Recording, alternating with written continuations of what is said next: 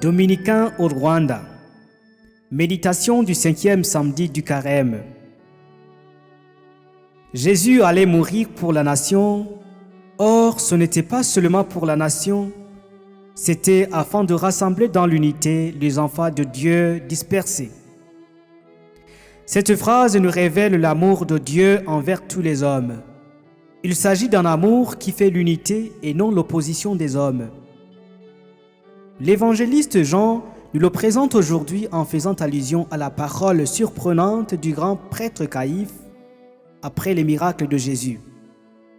Tandis que Jésus venait d'opérer des merveilles comme celle de la résurrection de Lazare, certaines gens n'y voyaient rien de bien, mais au contraire, ils étaient allergiques à cela, car ils avaient peur que Jésus les concurrence.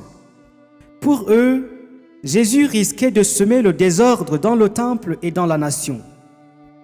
C'est ainsi que le grand prêtre, le chef du conseil et des autorités juives, cherchait à condamner à mort Jésus afin d'arriver à la préservation politique de son peuple.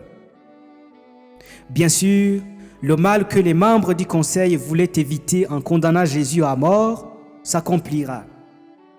Mais le problème, c'est que le bien que Caïphe attendait de cette mort ne se réalisera pas. L'intention de Caïphe était d'effacer définitivement la vie de Jésus et de gagner la majorité du peuple.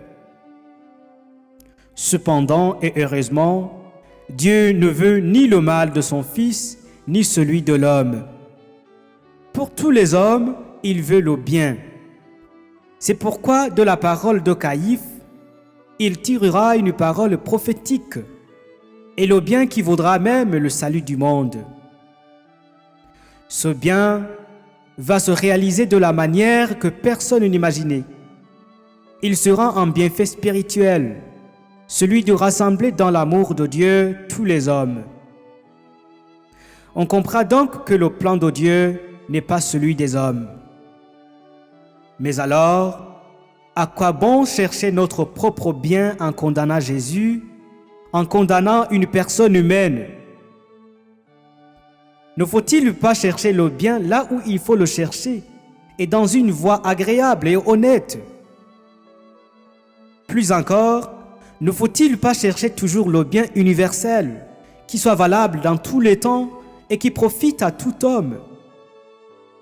Chers frères et sœurs, parfois il nous arrive de condamner Jésus dans nos vies. Toutes les fois que nous cherchons le bien de notre groupe, en excluant radicalement même un seul homme, c'est à Jésus que nous le faisons. Donc, nous pouvons remarquer que tous nos desseins politiques, économiques, j'en passe, pour nos communautés, nos sociétés, nos pays, doivent être régis par une finalité universelle, laquelle cherche toujours le bonheur de tous et non pas celui de la majorité. Que le Seigneur illumine tous nos projets, nos paroles, nos actes, afin qu'il laisse toujours la place à Dieu et aux autres. Qu'il nous donne la grâce d'être des promoteurs de l'unité des enfants dispersés et des initiateurs de l'Évangile dans tout le monde entier, comme nous en avons reçu le mandat du Seigneur.